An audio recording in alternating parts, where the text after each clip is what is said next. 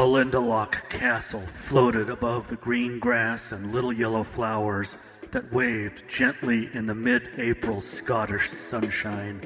The sky was a thin blue shell, with puffy white clouds aimlessly drifting towards the south, framing the castle in a pale frame of cotton.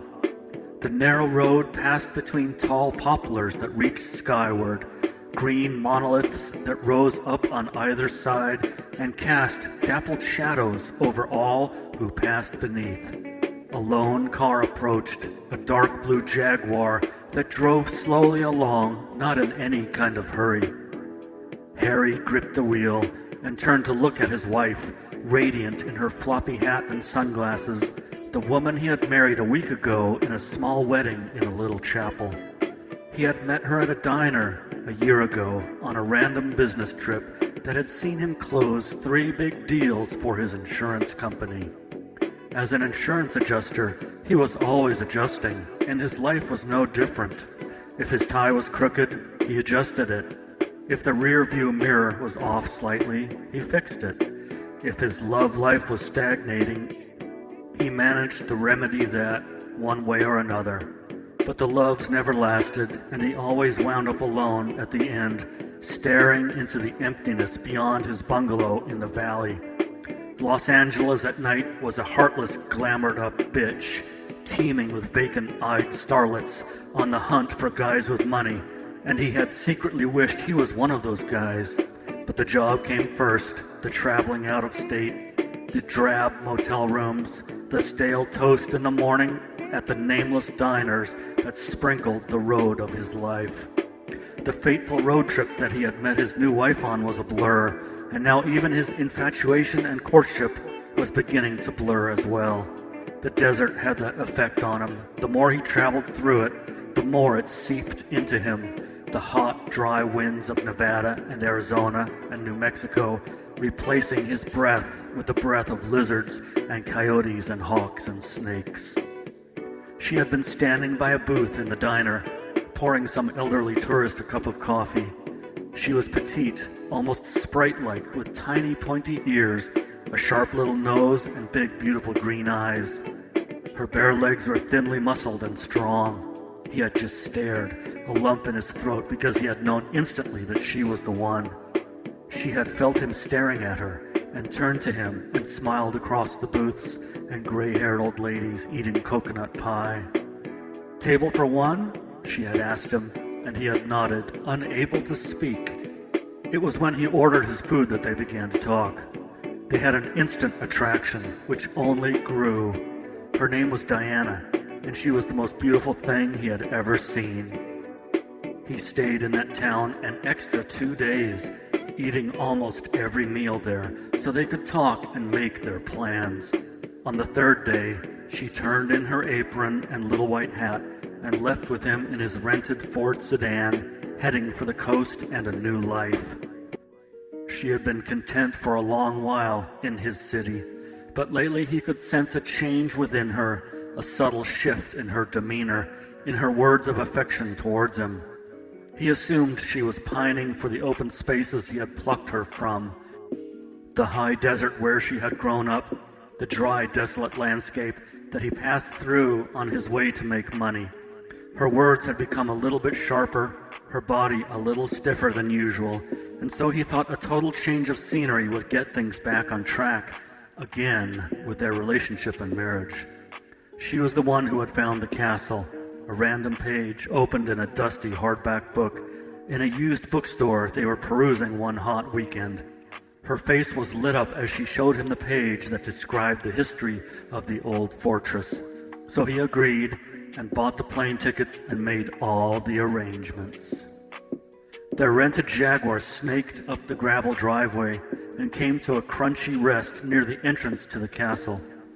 A few other cars were parked nearby, nondescript, small, foreign things that Harry would not be caught dead in.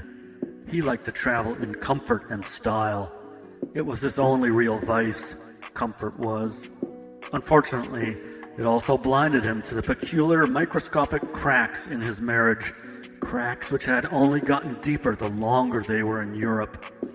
His conscious mind refused to register or acknowledge them, but his subconscious was working overtime, trying to identify and neutralize them. To no avail, it would seem. "Honey, just look at this place. It's exactly like I pictured it, except more beautiful than I could have imagined. Can you feel it? The history swirling around us right now." He glanced at her. She had never spoke like this before, this excitedly, this ebulliently about a place. She only got excited about shopping and spending his money.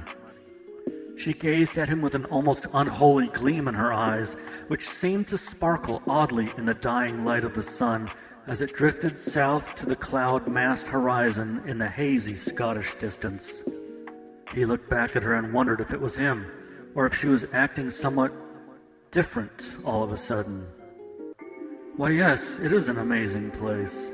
I used to draw castles when I was a kid, but I never saw a real one up close like this. Why don't we get the bags and go check in? I'm ready for a nice hot cup of tea after that long drive."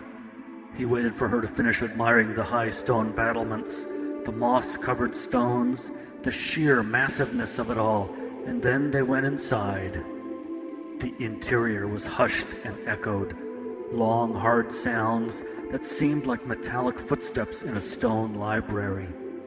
They checked in and were given the key to a room, number 23, at the far end of the castle.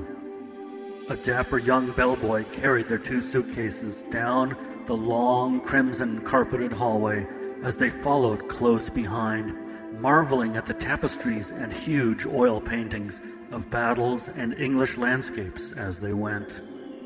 The room was medieval, with a huge 4-poster bed bedecked with white hanging sheets, a small fireplace in one corner, and a series of diamond-paned windows on one wall. These obviously used to be where archers would rain down their arrowed death, thought Harry absent-mindedly to himself as he watched his beautiful wife lean over the bed to unpack her suitcase. "I'm going to take a quick shower, and then why don't we take a leisurely stroll of the grounds," she said, turning to him clutching her hairdryer and brush. He smiled, a warm feeling filling his belly as he admired her, a lovely damsel in a fairy tale castle on a honeymoon that his colleagues would be envious of the moment he started telling them about it. Later, during their stroll in the huge manicured gardens, as the moon was rising and a light breeze sprang up, they came to the maze. It was lit by tiny floodlights that were placed every few yards along its outer base. There did not seem to be any lights within. "Let's go in, can we please? I used to love doing maze puzzles as a girl, and this is just too good to be true," she said. "Well, what if we get stuck in there? The moon might not be enough light to find our way out, and I don't want to miss that fancy dinner in the castle at 7 p.m. He suddenly had misgivings about the whole thing. It reminded him of an incident in his youth, where a friend had dared him to jump off a high cliff into the ocean, and he had broken his ankle on a rock just under the surface, invisible in the roiling water from above. He had never spoken to that friend again. "Oh, come on, you worrywart. Let's have an adventure. This is why we came, isn't it?" And she squeezed his hand and pulled him in, under the ivy arch that towered over their heads. The walls were covered in ivy that cast tiny black shadows in the moonlight. Harry caught a glimpse of the castle towers above the ivied walls, and then it was gone. They were inside the maze. He had a bizarre thought that this was a metaphor for marriage, this maze that he was forced to follow from beginning to end. They came to a fork in the path and went left, then right, then left, then right again. They came upon a small open area with a wooden bench against one of the ivy walls. "Let's sit down for a minute. I want to give you something," Harry said mysteriously. She brightened and did as he said, crossing her legs and peering at him intently. Her eyes reflected the moonlight at that exact moment, and he stopped in mid-movement. It almost looked like she had cat's eyes, reflecting the light in a glowing burst at him. Composing himself, he reached into his coat pocket and retrieved a small felt box. He took her small fingers and closed them around the little box. She squealed in delight and looked up at him. "What is it? Have I been good?" she said in a mock southern drawl, and he laughed. She knew when to turn on the charm and how to do it. She had been born in New Orleans, she had told him once, and spent her childhood there, and so had the ability to use the accent to her advantage whenever she needed to impress a man. Harry observed her expectant face, all its angles and curves and classic beauty, and a sharp pang of intense emotion washed over him. His throat choked up, and tears began welling up in his eyes. He blinked them away. He wanted to be in control here. He was always in control. It was his nature. Or was it? "You have been very good, yes. You are the best thing that ever happened to me. And when I saw this, I had to get it for you. Go on, open it." She slowly opened her fingers and pulled up the lid. Inside was a bracelet with several diamonds along its length. In the center of the diamonds was an emerald, glowing green in the moonlight. Like her eyes, he thought. "Oh my God, it's beautiful! I love it! Thank you, honey!" she exclaimed, holding out her tiny, perfect wrist so he could help her put it on. She admired it for a minute, then they got up and continued through the maze. After a few wrong turns, they made it out and just made it back in time for dinner. Dinner was an interesting experience. They sat at a table with a couple from Norway, a man from Portugal, and a couple from New Zealand.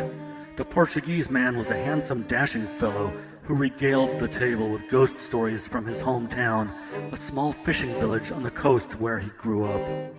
But when he began a story about the castle they were in, Harry suddenly got goosebumps. The story was too real, too unnerving, too horrible to contemplate. But Harry was all ears. He had to hear it. It was like being a kid and sitting around a campfire in the woods, telling tales of murder, and you want to leave but are unable to get up and walk away. "Did you know," the Portuguese said slowly, ominously, "this castle has a long and strange history. I've been coming here every year for the last 20 years, ever since I first read about its ghost. It's the story of a Portuguese fisherman who met a beautiful young woman on the Scottish coast and followed her back to her room, which of course was here in this very castle. She was the daughter of Lord Carnarvon, who was the previous owner of the castle, which had been handed down through the family for hundreds of years. Their love was not approved of by the lord of the castle, and after a disagreement at dinner one night between the fisherman who had asked for her hand in marriage and Lord Carnarvon, something terrible happened. Unspeakable, tragic, and too awful to think of. The lord had his doctor locked in her room, then arrested the fisherman and had him taken down to the catacombs beneath the castle.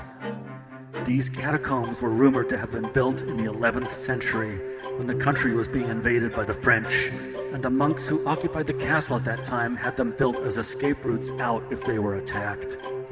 These tunnels under the castle are largely unexplored and may go for miles for all we know. Most have been sealed off or have caved in, but many remain to this day. The poor fisherman was taken down there and sealed in. His screams could be heard for days under the castle until finally he was silent. The girl was never the same again either. She went mad and eventually kept in her room, where she died at an early age, totally insane. So tragic, so sad. Centuries later, the catacombs were opened up again, as archaeologists wanted to get in there to piece together the history of the castle. They never found the fisherman's body, let alone his bones. He had disappeared off the face of the earth.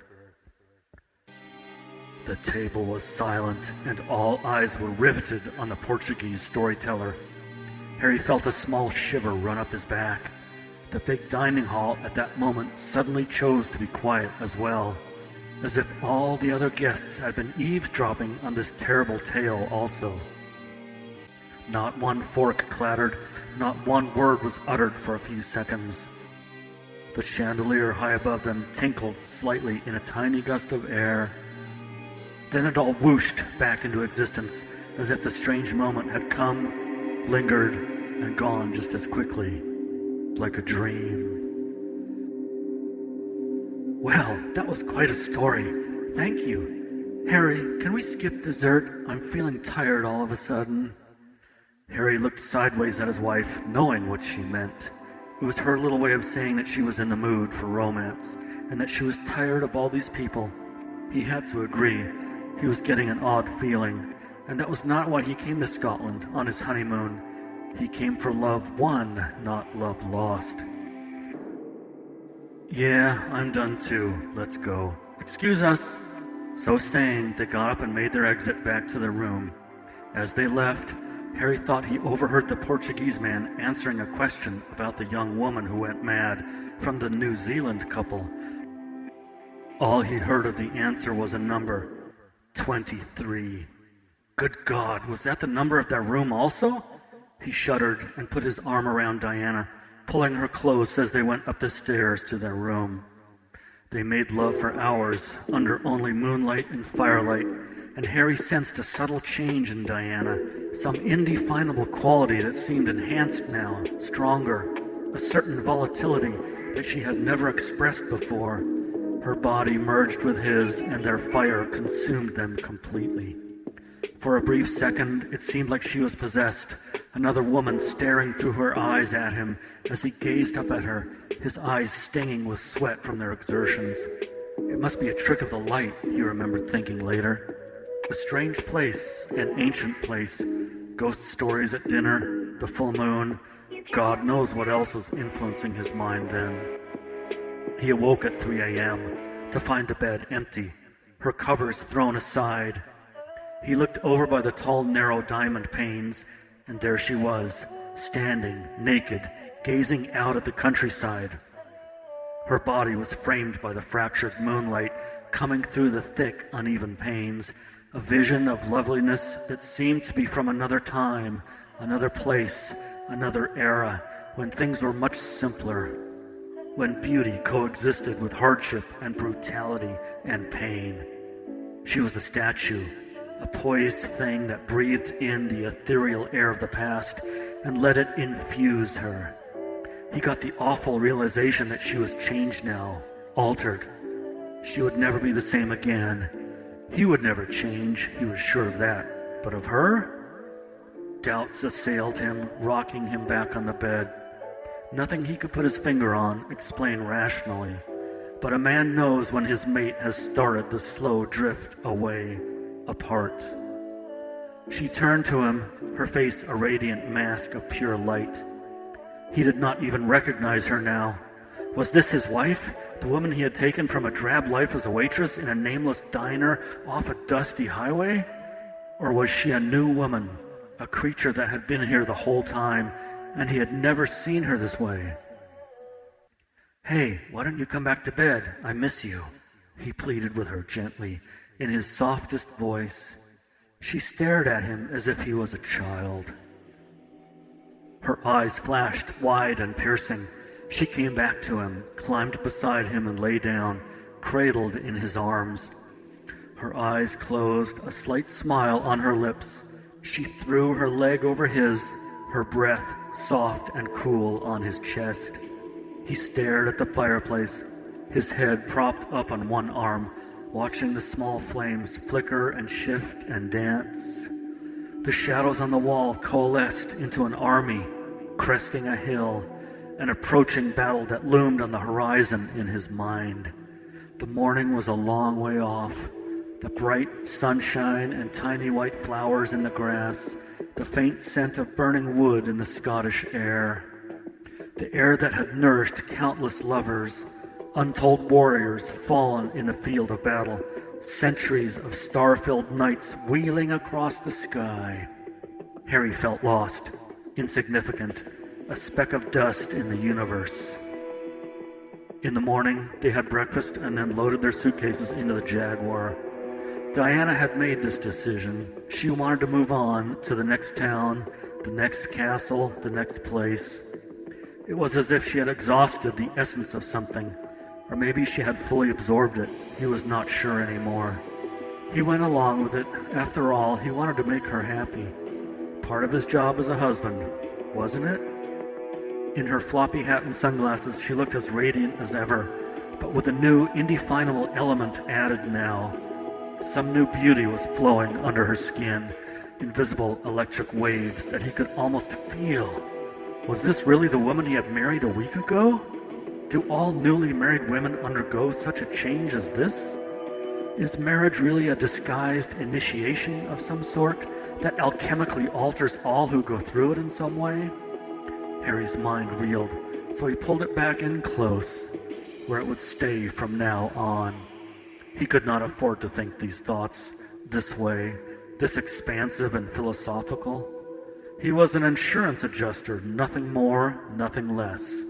He ought to be happy that he had found such a beautiful wife, a confidant, a companion who would be with him in sickness and in health. Blah, blah, blah. All those vows, what good were they if one person suddenly became someone or something else? Did that make the vows null and void? The Jaguar purred down the country lane, the crisp morning air washing in the open windows and caressing his skin. The old smells of grass and wood and stone filled his nostrils, relaxing him, consoling him a little. He would be happy when they were back in Los Angeles, back in his familiar environment, away from all this mystical fairy tale landscape where odd things happened. He was not meant for such things. He was a simple guy, and just wanted a simple life with his job and his woman. Was that too much to ask for? Honey, at the next town we find that has a castle, can we stay there? I'm developing quite a fondness for those big drafty buildings now for some reason. It's like I was meant to be in them. Isn't that weird? But that's what it feels like. So, is it a deal? I promise to make you feel good. And you know I can deliver on that. She looked at him over the top of her sunglasses, her long lashes holding his gaze magnetically in her grip. He could not say no, not now, not ever. Such is the maze of woman's affections, easy to get lost in and never get out. Of course, anything you want, my darling wife. Your wish is my command, always has been, always will be. He felt resigned to a life that he had never bargained for now.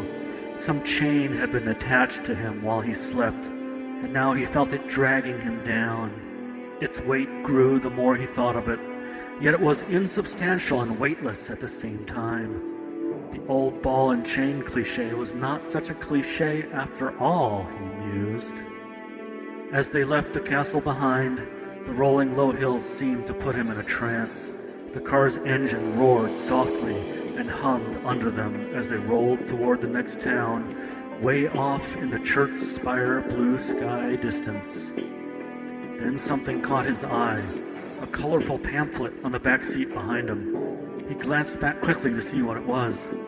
A brochure from Belindalock Castle.